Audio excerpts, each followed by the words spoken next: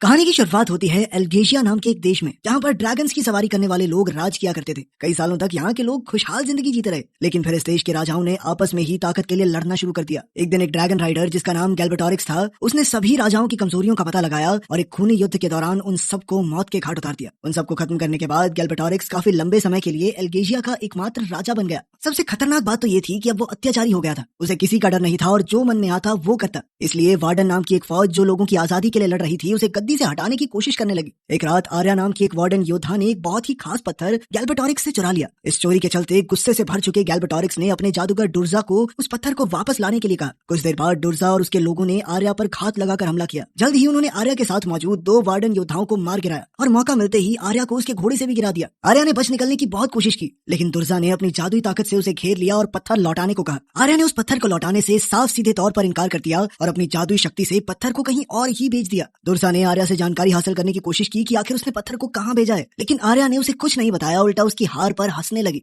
कि सिपाही ब्रॉम नाम के एक आदमी को परेशान कर रहे थे। उन्होंने कहा कि उसने राजा के जंगल से मुर्गे चुराए हैं। सिपाहियों ने उससे मुर्गे छीनने की बात कही, जिस पर ब्रॉम ने एक बार के लिए तो सोचा कि वो उन पर पलटवार करे, लेकिन ऐन वक्त पर उसने अपना फैसला बदलते हुए मुर्गे देना ही सही समझा। उसी वक्त एक नौजवान लड़का जिसका नाम एरागॉन है, जंगल में एक हिरन का शिकार करने की कोशिश कर रहा था। अचानक से वो पत्थर उसके सामने प्रकट हुआ। उस चमकदार पत्थर को देखते हुए एरागॉन ने सोचा कि उसे अपने पास ही रख लेना चाहिए। इसी दौरान एरागॉन उस पत्थर के बदले में थोड़ा गोश्त लेने कसाई के पास गया। कसाई उस पत्थर को देखकर चौंक गया। उसे महसूस हुआ कि ऐसा चमकदार पत्थर तो शायद राजा के पास था, जिसके बाद वो बहुत ज्यादा डर गया। उसने एरागॉन से कहा कि इस पत्थर को वहीं रखा जहाँ से मिला था और किसी से भी इस बारे में जिक्र मत करना, वरना पूरा गांव खतरे में पड़ जाएगा। फिर उसने एरागॉन को तुरंत ही अपनी दुकान से निकल जाने को कहा, क्योंकि वो किसी मुश्किल में नहीं पड़ना चाहता। एरागॉन जब अपने कमरे में लौटा तो उसने देखा कि वो पत्थर हिल रहा था और अंदर से एक नन्हा सा ड्रैगन निकल आया। अब उसे समझ आया कि ये कोई पत्थर नहीं, अंडा था, वो भी ड्रैगन का। जैसे ही एरागॉन ने उस छोटे से ड्रैगन को प्यार से छुआ, दूर कहीं ब्रॉम और गैल्बेटोरिक्स दोनों को ड्रैगन के जन्म का एहसास हुआ। दुर्जा अपनी जादूगरी से आर्या के दिमाग को पढ़कर ये पता लगा लेता है कि ड्रैगन एरागॉन के पास है। जब गैल्बेटोरिक्स को इस बात का पता चला तो उसने दुर्जा से कहा कि इस लड़के को ढूंढकर जल्दी से खत्म कर दो, इससे पहले कि उनकी खिलाफत करने वाले वार्डन ग्रुप को इसकी खबर मिले। अगली सुबह जब एरागॉन उठा तो नन्हा ड्रैगन उसके पास ही सोया हुआ था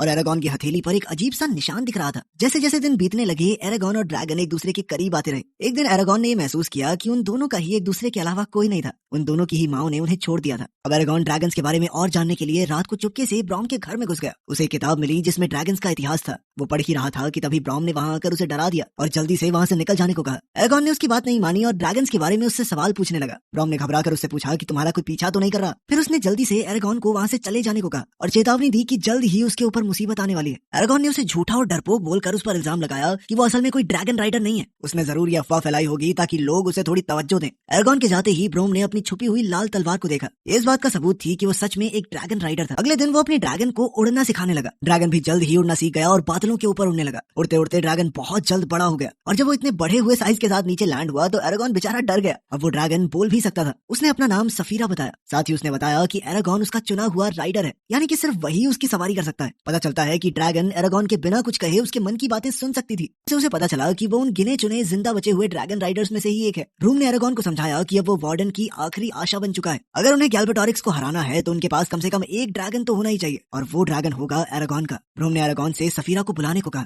एरागॉन ने अपने मन में सफीरा को पुकारा और वो तुरंत ही वहां आ गई। पहले पहले तो सफीरा ब्रॉम पर शक कर रही थी, पर जब ब्रॉम ने उसे परख कर उसकी तारीफ की तो सफीरा ने उसका विश्वास कर लिया। एरागॉन अब भी सफीरा कि सफीरा ने पूरी दुनिया में उसे चुना है। अगर एक ड्रैगन का चुना हुआ राइडर मर जाए तो ड्रैगन भी मर जाता है, इसीलिए गैल्बेटोरिक्स एरागॉन को मारना चाहता था। ब्रॉम ने अंदाजा लगाया कि अब डुर्जा उर्गल्स को भेजेगा ताकि वो एरागॉन को जल्द से जल्द खत्म कर सके। इसीलिए वो एरागॉन को वार्डन ग्रुप के गुप्त ठिकाने पर ले जा रहा था, जहाँ पर अच्छे से उसकी सुरक्षा की जा सके। सफीरा को दूर भेजने के बाद ब्रॉम और एरागॉन रास्ते पर आगे बढ़ गए। एक जगह एरागॉन ने देखा कि उर्गल्स लोगों को लूट रहे थे। एरागॉन चाहता था कि ब्रूम उनकी मदद करे, पर ब्रूम ने मना करते हुए कहा कि अभी एरागॉन इसके लिए तैयार नहीं है। लेकिन इस पर एरागॉन कहने लगा कि मुझे लड़ना बहुत अच्छे से आता है। जिसके घर लौटते वक्त एरागॉन सुन लेता है कि कसाई ने दुर्जा के आदमियों को एरागॉन का नाम और उसके चाचा के फार्म का पता दे दिया। एरागॉन समझ गया कि उसके चाचा की जिंदगी खतरे में है, तो वो दौड़कर उन्हें बचाने के लिए भागा, पर सफीरा उसकी जान बचाने के लिए उसे लेकर उड़ गई। उसने कहा कि अब देर हो चुकी है और चाचा जी को वो नहीं बचा पाएंगे। एरागॉन उससे मिन्नतें करने लगा कि मुझे प्लीज नीचे उतार दो, शायद मैं अपने चाचा को बचा लूं। सफीरा ने पहले तो इनकार किया, पर जब एरागॉन ने सीधे तौर पर उसे नीचे उतारने को कहा तो सफीरा ने उसकी बात मानते हुए एरागॉन को भूसे के एक ढेर पर गिरा दिया और जब उसने अंदर जाकर देखा तो उसके चाचा की पहले ही मौत हो चुकी थी।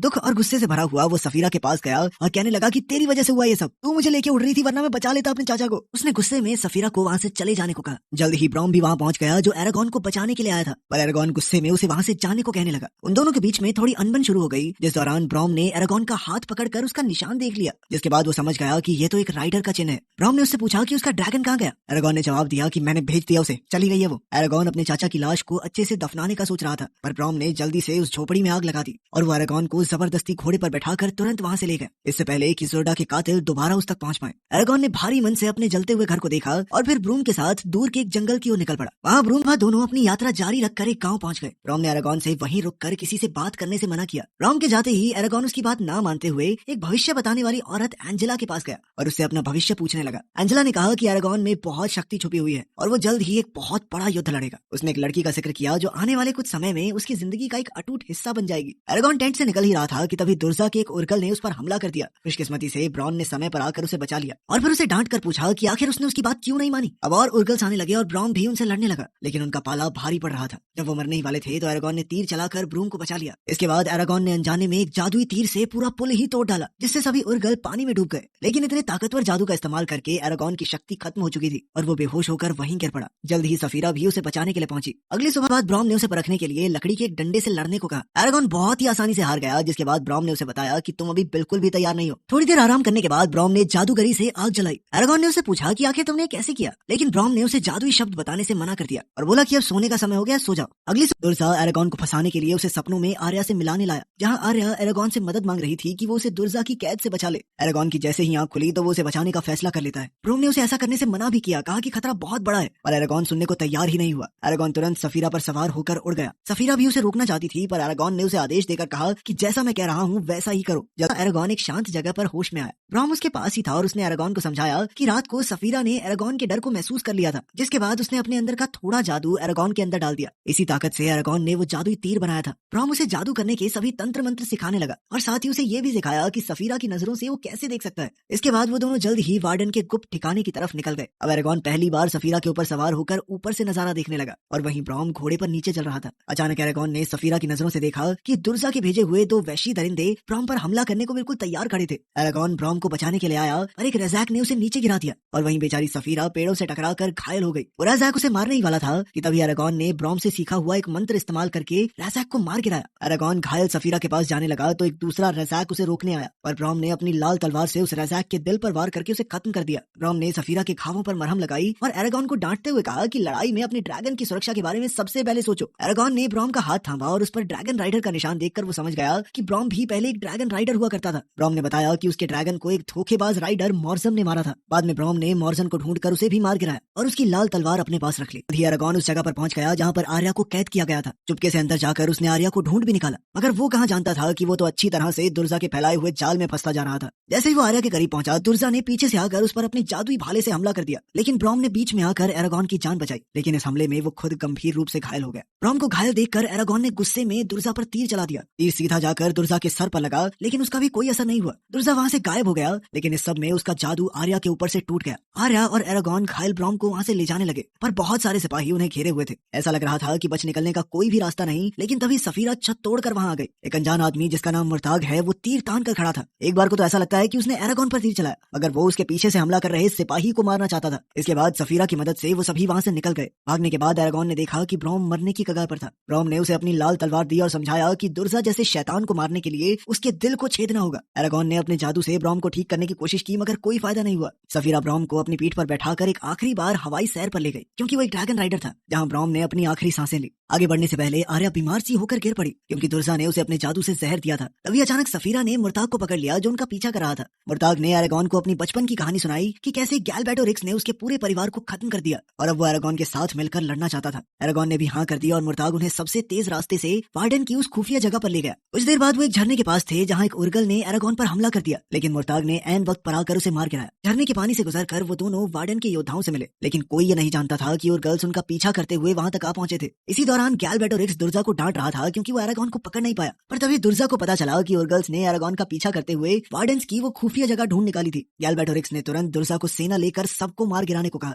इधर एरागॉन और मुर्ताग अजीहाद से मिले जो वार्डन का लीडर था। अजीहाद ने एरागॉन से अपने ड्रैगन को बुलाने को कहा। एरागॉन ने जैसे ही सफीरा को पुकारा तो सभी लोग उसे देखकर भौचक्के रह गए। साथ ही एरागॉन ने उन्हें आर्या का इलाज करने को कहा क्योंकि उस पर अभी भी दुर्जा के जहर का असर था। इसी बीच उर्गल्स चुपके से बाहर खड़े गार्ड्स को मारकर अंदर आने लगे। अजीहाद को खबर मिली कि उर्गल्स बहुत जल्द उन पर हमला करेंगे। उसने अंदाजा लगाया कि राजा की सेना भी उर्गल्स के साथ ही होगी। उसने एरागॉन से पूछा कि क्या वो लड़ाई में उनका साथ देगा, जिस पर एरागॉन ने हामी भरी। लेकिन तभी अजीहाद मुर्ताग को पहचान गया और उसने कहा कि तुरंत इस गद्दार के बच्चे को पकड़ लो, क्योंकि वो मोरजान का बेटा था जिसने सभी वार्डन को धोखा दिया था। मुर्ताग ने अपने बचाव में कहा कि मैं अपने पिता जैसा नहीं हूँ, मैं भी उनसे उतनी नफरत करता हूँ जितनी तुम सब। लेकिन फिर भी अजीहाद ने उसे बंदी बना लिया। अब दुर्जा राजा की पूरी सेना लेकर वहां पहुंच चुका था। दुर्जा ने उनका हौसला बढ़ाकर उन्हें युद्ध के लिए तैयार किया। उधर सभी वार्डन भी लड़ाई के लिए पूरी तरह तैयार थे। अजीहाद ने एरागॉन को उसकी सुरक्षा के लिए आर्मर पहना दिया। आर्या जो पूरी तरह तंदुरुस्त हो चुकी थी एरागॉन के पास आई। उसने एरागॉन से कहा कि भगवान ने उसे इस काम के लिए चुना है, वरना आखिर इतने सालों बाद पैदा हुई वो ड्रैगन उसे ही क्यों चुनती। खैर जल्द ही उर्गल्स दरवाजा तोड़कर अंदर घुस आए। एरागॉन ऊपर एक चट्टान पर खड़ा होकर उसे देख रहा था। उसने तुरंत सफीरा पर सवार होकर उसे आग उगलने को कहा और एक ही पल में युद्ध का पासा उनकी तरफ पलट गया, क्योंकि न जाने कितने सारे उर्गल्स तो जलकर मारे गए। उधर मुर्ताग कैद में चिल्लाने लगा कि कोई मुझे बाहर निकालो, लेकिन तभी एक चलता हुआ उर्गल दरवाजा तोड़कर उसे मारने आया। लेकिन मुर्ताग बड़ी ही आसानी से उसे मारकर युद्ध में शामिल हो गया। तब राजा की सेना भी दुर्जा के साथ आकर उर्गल्स के साथ मिल गई।